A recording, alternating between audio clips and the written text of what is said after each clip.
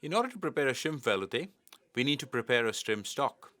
I'm going to heat up the pan with a little bit of vegetable oil and then place all the shrimp shells into the pan.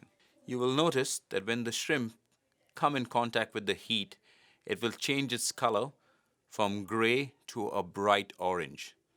This process is known as bisque. It also helps to give extreme amount of flavor to the sauce preparation. And this is a really important step in the preparation of this stock. Once the shells have changed its color, it's time to add the mirepoix and other flavoring ingredients to the shells and continue to sweat. Once the vegetables have been sweat, we're going to add a tablespoon of tomato paste and continue to cook the tomato paste with the shells and the mirepoix.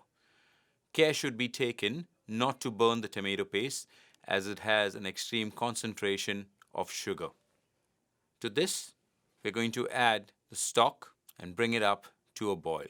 Once we bring it up to a boil, we drop it to a simmer and cook it out.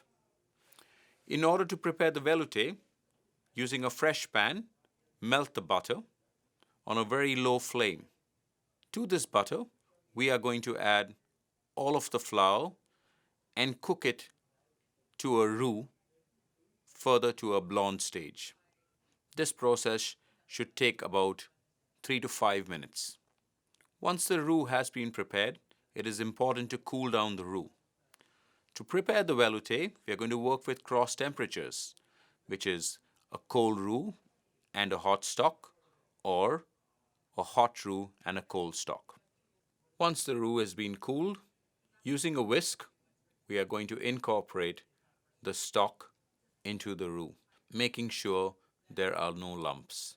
Once all the stock has been incorporated, we bring the sauce up to a boil, drop it to a simmer, and cook it out till it begins to start thickening. To this, we're going to add a teaspoon of shrimp base and a little bit of stock just to correct the consistency in case it's too thick. To finish the veloute, we need to add 35% cream. Once we add the cream, it is important not to roll boil the sauce but to simmer. Since it's a mother sauce, we do not need to season it and hold it as a base and reserve it to use as required.